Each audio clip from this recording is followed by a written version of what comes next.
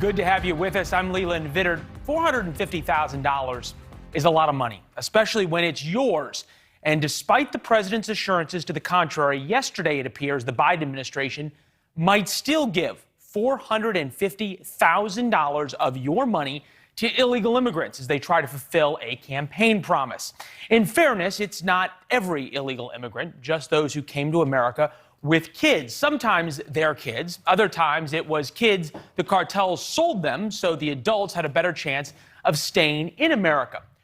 Once they were apprehended by Border Patrol, the adults often were given a simple choice: go back home to their country together or remain in the United States separately. Many of those who chose to stay are now suing the federal government over the program that was completely legal at the time. Needless to say, these are people who broke the law.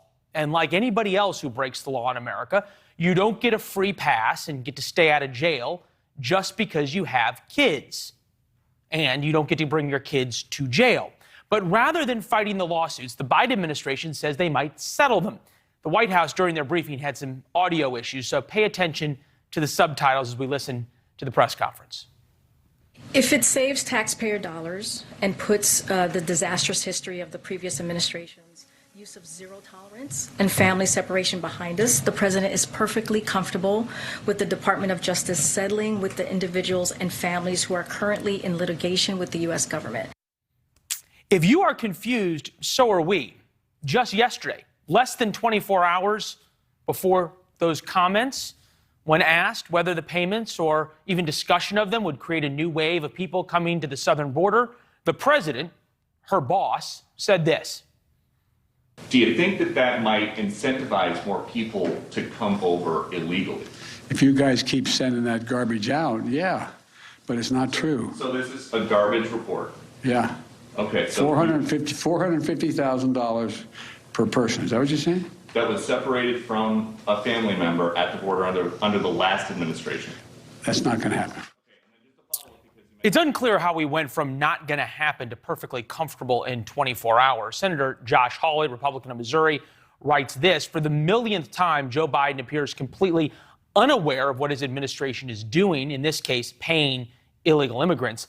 The ACLU, just after the president spoke, who represents many of the illegal immigrants, the ACLU put out this statement: President Biden may not have been fully briefed about the actions of his very own Justice Department as it carefully deliberated and considered the crimes committed against thousands of families separated from their children as an intentional government policy. But if he follows through on what he said, the president is abandoning a core campaign promise to do justice for the thousands of separated families. You see, the ACLU thinks these families deserve all this money that is your money, the taxpayers' money. The ACLU's statement said crimes. Important word. You have to wonder where they got that word. Perhaps they got it from somewhere, maybe even the president himself. Here is President Biden during the presidential debate last year. Parents were ripped, their kids were ripped from their arms and separated. And now they cannot find over 500 of sets of those parents, and those kids are alone. Nowhere to go. Nowhere to go. It's criminal. Again, it's unclear how many of those separated were actually separated from their parents versus being separated from people who brought them over the border in hopes of more lenient treatment by Border Patrol. Either way, as we saw during our time on the border, it's now the Biden administration's practice to release so-called family units into the United States rather than attempt to deport them. And when pressed, the White House seemed to make it all about the Trump administration. This is coming from the last administration, cruel, inhuman, immoral policies against just people. It's separating children from their families, 18-month-olds, 2-year-olds, 5-year-olds from their families. That's how we got here, is because of the last administration. Reasonable people can disagree on the policy of separating kids from their parents who broke the law.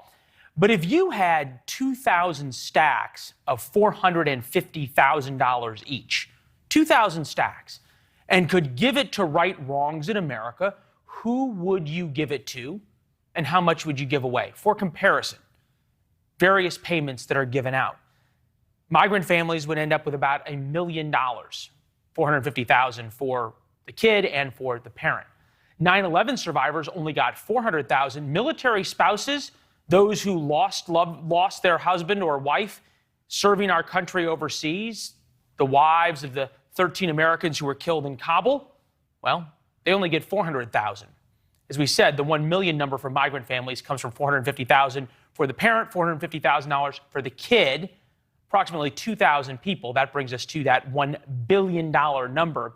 Here's Senator Tom Cotton earlier today. And following them now on their route here from southern Mexico, Chiapas right now, 8 days to Mexico City, and it'll take them another 11 days to get up to Del Rio. That's where the Haitian migrants came. If you come down here to McAllen, where we were on the border, it only takes about 6 or 7 days to Texas. Once they get to Texas, they could either apply for asylum or simply walk across the border, as we saw so many do. Independent journalist Allie Bradley moving with the caravan. She's in Mexico City awaiting their arrival. Allie, every time we talk to you, they seem to be getting more and more violent. You know, you're exactly right, Leland. You just heard from Elder there saying, you know, it's legally illegal kind of situation. And that is exactly what we're hearing from a lot of them when I ask them, do you consider what you're doing to be legal or illegal? And a lot of them say, well, we were called to do this. And they're very aware of what they're doing. One Venezuelan family even said, so can we cross the river and just put our hands up and self-surrender? Because that's what we see very often with our Border Patrol units. And then today, we've been seeing numerous confrontations between the National Guard and this migrant caravan as well. And there's a protection claim over them. Now that lasts for 20 days. So they have about 6 more days under that claim, but you just saw the National Guard's confrontation. So a lot of people are saying, how did they allow them to kind of transit so far, 100 miles at this point, just to come in and apprehend them? Well, to be clear here, Leland, number one, they have not only are they transiting illegally with no documentation going through checkpoints, but they do have that protection claim. But they've been getting onto vehicles, getting onto flatbed trailers, getting rides to their next destination, transiting a couple of miles. Now, that is illegal. That was a law that was put into place after the 2019 caravan because it encouraged smuggling and human trafficking. Yeah, Allie, I'm hearing sort of what's happening in Mexico. I'm wondering, as you're talking to these people, why have they become so much more emboldened, going from we need help, we're desperate, to fighting and demanding and feeling entitled that they're going to come no matter what? Well, honestly, Leland, I think that at this point, we've got 60 people that are sick. At least 40 of them are kids. A woman gave birth. So we have a lot going on here, and the tensions continue to rise. The longer they're out there, every time I walk by one of them, they say, tengo hambre. That means I'm hungry. I need food. So they don't have a lot of things. And they, at this point, it's kind of like, you know what? Let's just go for it. And that's what we saw today. They just went for it. And we did see some of the migrants helping out some of the injured National Guard members because they didn't want violence and they didn't want to create problems. But that is the reality of the situation right now. Now, I can tell you more than 120 people were detained today by Customs and Border Protection. And it's kind of a strategy. They wear them out. They tire them out because going in and apprehending people in a caravan of, tired people. Yeah, we saw the violence down there and just how difficult it is and difficult for you and your crew. Allie, we always appreciate it. Great reporting. We'll talk to you soon. Thank you, Leland. Thank you. There has been another desperate plea for relevancy from the Duchess of Sussex, Meghan Markle. We'll tell you who she's cold calling as Meghan. And a bipartisan bill aimed at ending the empty shelves crisis, but is it too little, too late?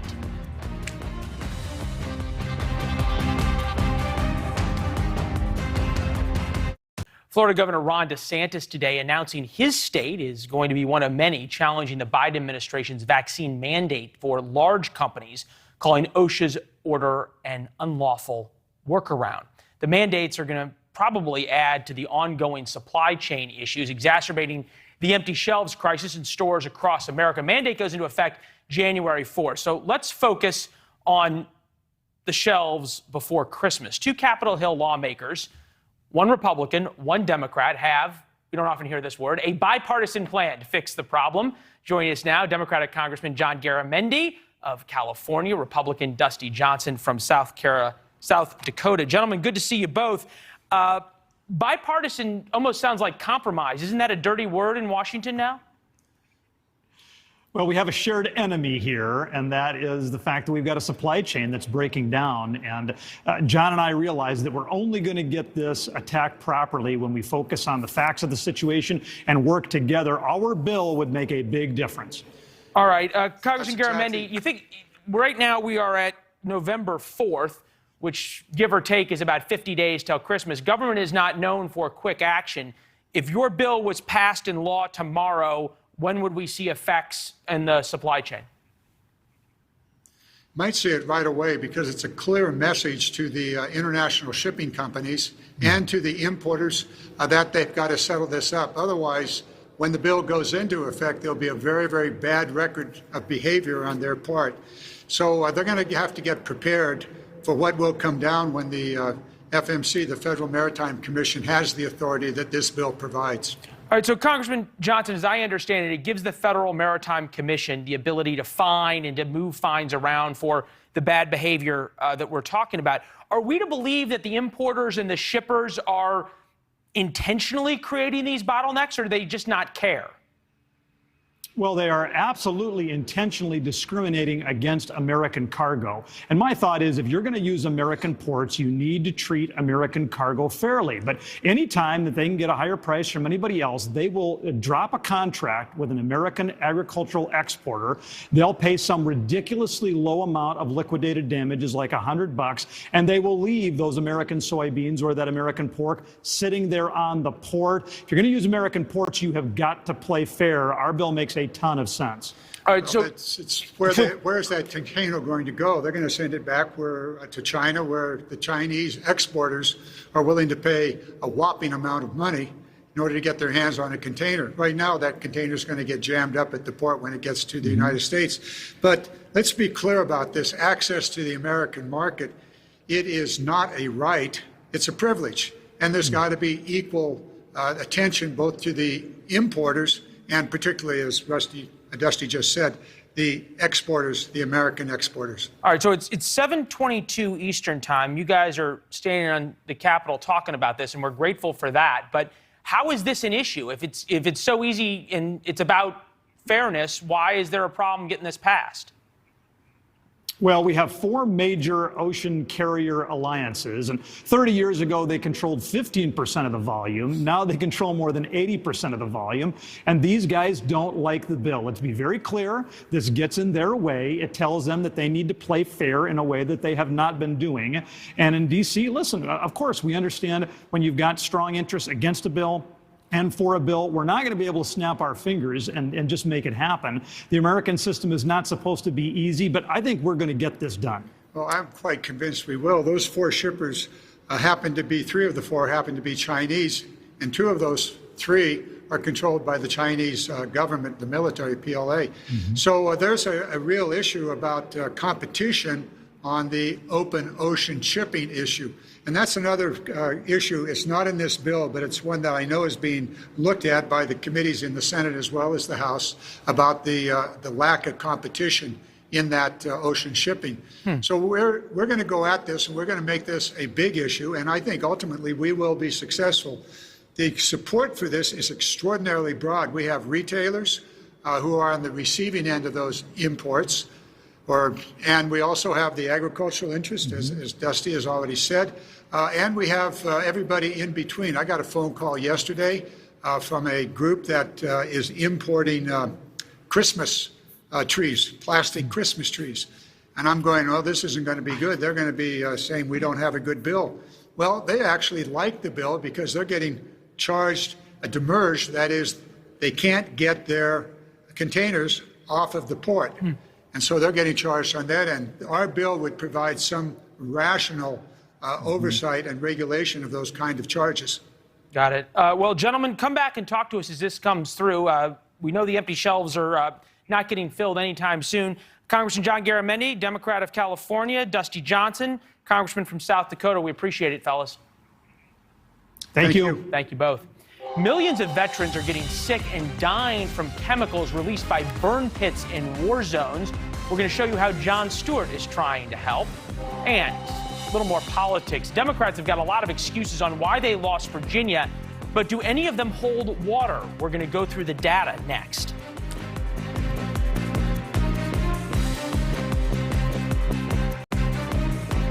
That's veteran Democratic strategist James Carville. He's the guy who came up with "It's the economy, stupid" in 1992 for Bill Clinton. Well, now he's blaming far-left wokeness for Democrats' losses on Tuesday. But if you listen to President Biden and other Democrats, they say no. For example, in Virginia, where Terry McAuliffe, longtime Democratic operative, somebody who James Carville worked closely with in the Clinton campaign, well, McAuliffe lost to Republican Glenn Youngkin. Democrats blame McAuliffe for being a bad candidate. The president blames congressional Democrats for not passing more of his massive spending bills. And they say Virginia voters are racist. Former ESPN host Jamel Hill tweeting, "It's not the messaging, folks," explaining Democratic losses across the country. This country simply loves white supremacy. We bring in Dr. Lauren Wright from Princeton University, who studies these things. Lauren, are Democrats making excuses when they should be soul searching? Everyone is making excuses. And so the James Carville clip you just showed was going to be an example I showed. The problem with these broad causal explanations, this blame game that's getting thrown around, is no one knows for sure, obviously, exactly what propels individual voters to vote the way they do. And so the moderate wing of the Democratic Party, Carville in particular, is saying it's wokeness, but you have AOC on the other hand saying, no, actually Democrats ran too moderate of campaign. And that's the problem. And so, we just don't have the kind of information we need. All we have, which is a good litmus test, is how these issues poll. Defund the police is very unpopular. Critical race theory, most people haven't ever heard of it, but of those who have, they have a negative connotation of that. So we can make some guesses that are educated, but I just want viewers to know it's not the most exciting television analysis, right, but the most the nuance is always a little exactly know. Yeah, yes. Nuance is not nearly as exciting. We found that out in our first segment. But if you look up the NBC exit poll and you talk about issues that matter, Glenn Youngkin won parents by 18 points. This is Virginia exit poll, white women. Number of those are parents. They flipped from Biden +1 to Youngkin, Republican +14, 15-point swing. You have to think that there are issues that swung them, right? Sure. Well, persuasion is one thing. That's very important. Turnout is another. And so a lot of these activation arguments about people really care about this one thing, and so that's what changed election results. How big is the voting bloc, and at what rate do they turn out? All of those things are important. And so, yes, education got impressively so bumped up the priority list for voters in Virginia. But if you really look at what Youngkin was saying, it was a lot of different aspects of education. It was school funding, it was COVID policies surrounding schools. And so a lot of these were traditional Republican talking points and not necessarily just the culture war stuff that's a dominant part of the conversation this week.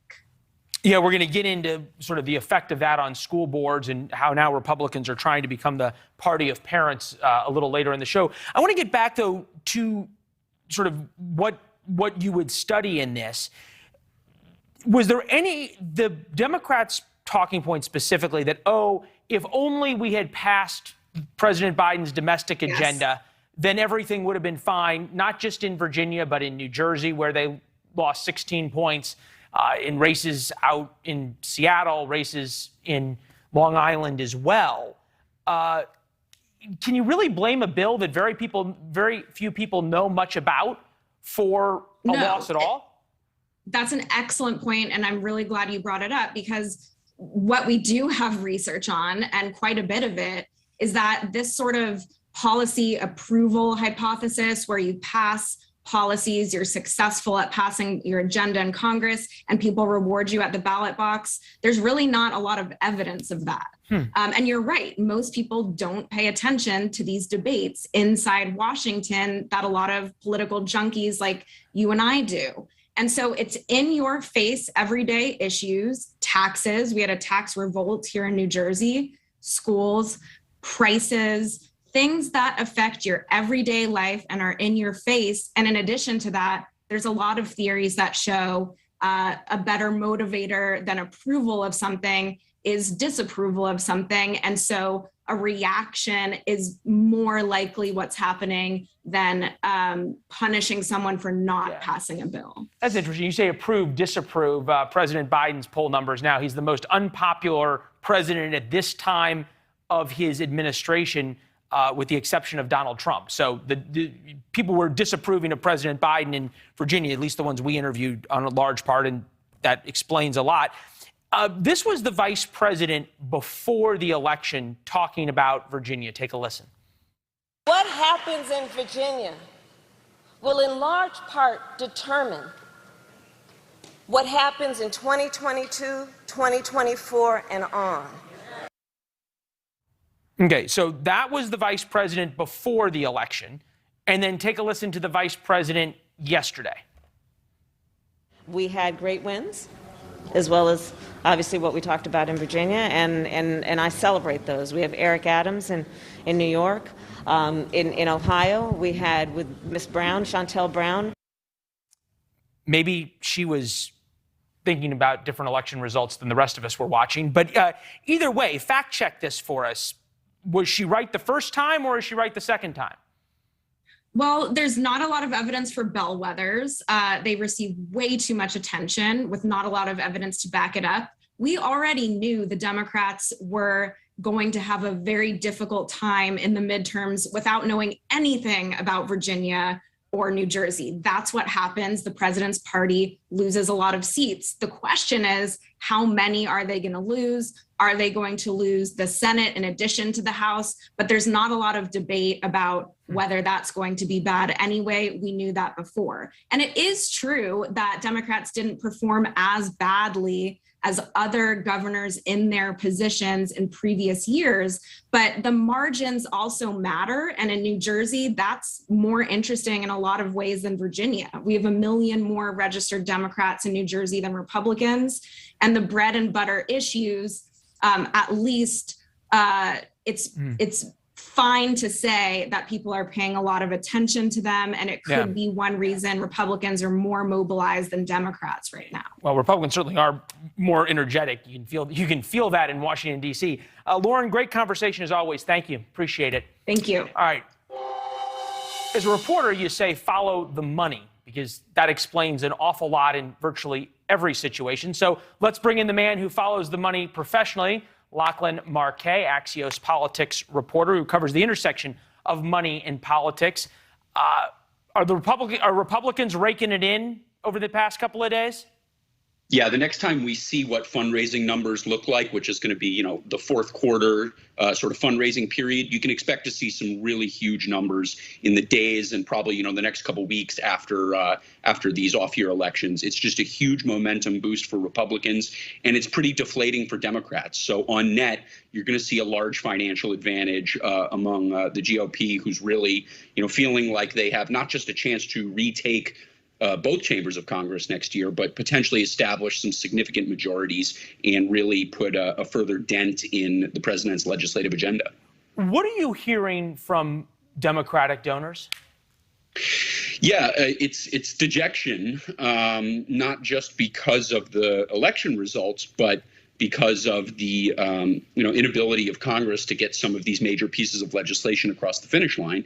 And it's not really just the infrastructure vote and the reconciliation vote. Obviously, that's what everyone in Washington and around the country is talking about right now. But, things like voting rights reforms and things like that. Actually, there was a major Democratic donor today, Donald Sussman, who told the New York Times, or the New York Times reported, that he's pausing his giving altogether. So that's, a source of millions of dollars for all the top Democratic committees in Washington.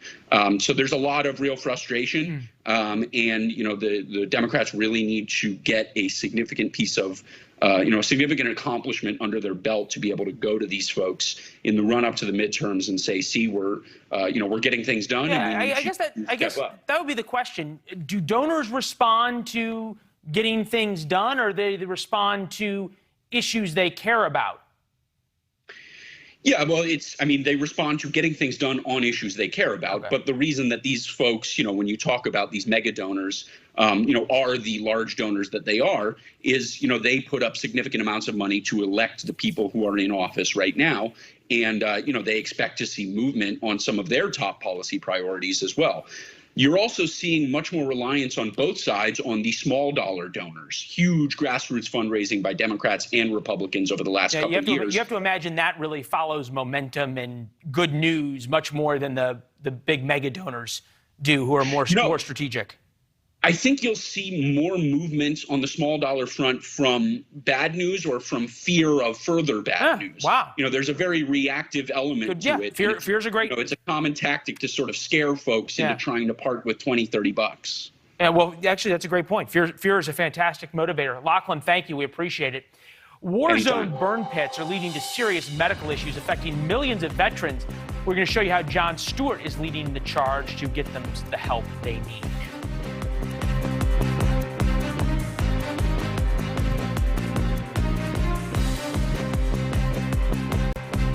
Welcome back, and we return to our top story. As reported, the Biden administration is negotiating to pay illegal immigrants up to $450,000 apiece, and that process appears to be moving pretty quickly. About 250,000 veterans suffering and dying from cancer, lung disease, and chronic illness tied to burn pits during wars overseas can't seem to get a dime, and the process is moving painfully slowly. Today on Capitol Hill, television star Jon Stewart confronted congressmen on the delay. You might remember he successfully fought Congress to get money for 9/11 first responder and is now taking up the burn pits cause. NewsNation's Kelly Meyer talked to Stewart, joins us now. First things first, Kelly, why the delay? Leland, it all really comes down to the cost, which is why it's so frustrating for not only Jon Stewart, but the veterans who are up here fighting for their own benefits. As you mentioned, millions of service members who were exposed to these toxic burn pits. Just think of a massive trash can that they use to dispose of toxic chemicals, military equipment, and human waste that these men and women then breathe in and are now sick and dying from. Right now, the VA won't cover these unless the veterans can prove their illness is tied to these burn pits. Stewart has been fighting for these benefits and trying to highlight this here in Congress, and still nothing has been done. Take a listen. I know you guys have been coming up here for years doing this. What's it going to take to get this? No. Boy, if we knew that would be, if you know. Stewart, 9/11 first responders, and these veterans sick because of these burn pits, all were here knocking on senators' doors today, meeting with some of them, trying to get them on board. There are several different bills floating around here, Leland, but none of them have been brought up for a vote yet, mostly because senators can't agree on the pay for, how to get this done. Yeah, we hear that a lot. Sounds familiar on things not being able to be agreed on. You'd think that if we could figure out how to pay illegal immigrants, we could figure out how to pay veterans health care. I can just imagine sort of how angry some of these veterans are. And for them, the clock's ticking, right? Because they're dying, literally. Absolutely. We talked with one veteran here today who is terminally ill, and he says, I'm not going to make it likely to 60, but I'm here for everybody else that can't be here to fight for these benefits. So they are literally sick and dying and up here asking senators to help them out. But like you said, Democrats are blaming Republicans, Republicans blaming Democrats for not bringing this to the floor. At the end of the day, it's these veterans who are left suffering. There's one I spoke to today that said the senators wouldn't even meet with him face to face. We haven't spoken to any senators, which is a problem because we're just asking for 15 minutes of meeting. And if a senator can't give me 15 minutes of their time and they say they serve the American people, there's a problem there. And Leland, today is 1 week from Veterans Day. They hope to have this done by then. Now they're hoping for the end of the year, but my Senate sources tell me it's more likely to move now into 2022. Wow. Kelly, stay on this and report back, all right? Absolutely. Thanks. Republicans are lying. They're not being honest. They're not being truthful about where we stand. And they're cynically trying to use our kids as a political football. There you have it. The White House today blasting GOP efforts to push back against far-left curriculum in schools. Obviously, the Democrats are a little sore about the shellacking in Virginia and New Jersey as Republicans are trying to capitalize on that victory. How are they going to capitalize? Axios reports that anti-critical race theory school board candidates are winning, pointing to groups like the 1776 Project that are supporting candidates in a slew of states. Joining us now, founder of the 1776 Project, Bob Silvestri. Bob, appreciate you being with us. I can imagine you don't have trouble raising money over the past couple of days, huh? No, not at all. This is something, though, that hasn't sprung up overnight, Leland. We've been getting, back when we started in April of 2018, we started getting a lot of requests for traditional curriculum about the founders and the founding. Well, during last year, at the beginning of COVID-19, as parents began to see what it actually is being taught, they began to become very interested in their education and very alarmed about CRT and some of the other things that are coming down the pike. Those calls went up exponentially. And I think Loudoun County is probably the beginning of what we're going to see as a nationwide move by parents to restore their children's education to traditional education. It's interesting you talk about this fight because Democrats are realizing that the fight that you all began and were able to make the Republican Party in Virginia, at least, the party of parents and the party advocating for parents. Parents broke by 20 points for Republican Glenn Youngkin. The Democratic operatives are worried about that. Well, they're party of parents. They're party of parents' rage. Parents have just become outraged. When you step between, I think, parents and their kids, that's when people finally get up off the bench and say, hey, you know what? I'm not going to put up with this anymore. And that's what we're seeing from parents. Parents are, it's not just CRT. CRT is probably the icing on the cake. It's the fact that over the last 20, 30 years or more, we've removed traditional education. There's not been a focus on science and math and traditional Hey, Bob, history. I hate to do this, but I've got to get to a break. I want to have you back, though, and hear about, as you're recruiting parents to come on the school board for elections and that kind of stuff. I want to hear about how that's working out. We'll talk to you soon. Thank you. Coming up next, the Duchess of Sussex, Meghan Markle, has been cold calling U.S. senators using her royal title. Ironic after she very publicly stepped down from her role. The desperate Duchess is at it again, this time cold calling U.S. senators' cell phones to lobby for her pet issue of the day. Here's Politico's reporting on a call between Shelley Moore Capito of West Virginia and Meghan Markle. Quote, I'm in my car, I'm driving. It says caller ID blocked. Honestly, this is Senator Capito speaking. I thought it was Senator Manchin. His calls come in blocked. And she goes, Senator Capito? I said, yes. She says, this is Meghan, the Duchess of Sussex. You might remember a few weeks ago, we told you the Duchess of Sussex, a.k.a. Meghan Markle, wrote a letter to Congress asking they include paid family leave in the new spending plan. She wrote it on, as you can see, the Duke and Duchess of Sussex letterhead. Evidently, that really didn't sway senators. So she had Senator Kirsten Gillibrand give her the cell phone numbers of other senators to cold call. Imagine their surprise when Meghan was on the phone. It is important when talking about someone as famous as Meghan to have on someone equally famous, as evidenced by the fact that they are known to the world by just one name. Madonna was busy. Yeah, Cher was busy too. Yeah, Mancow's here. Boy, bottom of the barrel. Shouldn't even be mentioned in the same sentence as the barrel. I met Meghan. I met her. I met her on the set down the street here. Great. I am in the presence of someone who had a brush with greatness. It's incredible. I met her on a show called Suits. Beautiful actress, mediocre talent. And I don't know if you've ever known a very beautiful person, and then they start talking and they get uglier. And that's kind of been my experience with her. The more she talks, the more she promotes her agenda, the uglier she gets to me. Yeah, she didn't really seem to like being a duchess. It was a little difficult for her. So now she is a duchess in name when she wants to be, right? Didn't we fight a war to get rid of these people? Yeah, why? I'm telling you, Leland, brilliant. And this is why your ratings are skyrocketing. Because, no, you say it like it is. I've never, my whole life, I haven't understood this. Kitty Kelly and all these experts, and we're concerned about, who cares? I've never cared. Princess Diana, sure, she's nice, great. I hope Meghan wears a seatbelt. But, I mean, this is why do we care about these people? And, of course, she has zero royal blood in her. She's nobody.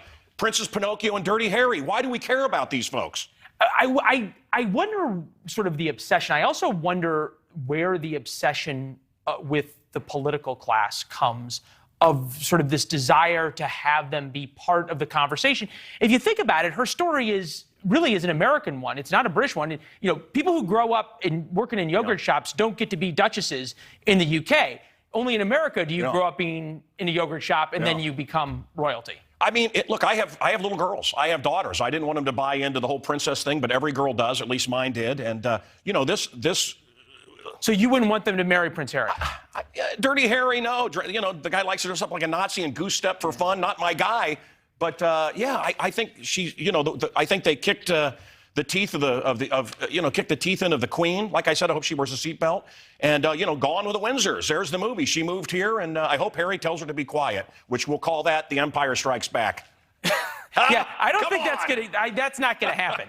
I think it's pretty clear. And by the way, it's pretty clear who wears the pants in that relationship. Yes, and she wears them well. I mean, she looks good. But what she's pimping doesn't work either. I mean, it's a bad idea. It's funny. It's kind of funny that you have somebody talking about paid family leave who now has all the leave in the world that she wants. Mancow, yes. You lived up to being able to accurately discuss these things and fairly as well. It's good to see you, my friend. Thank you, brother. All right.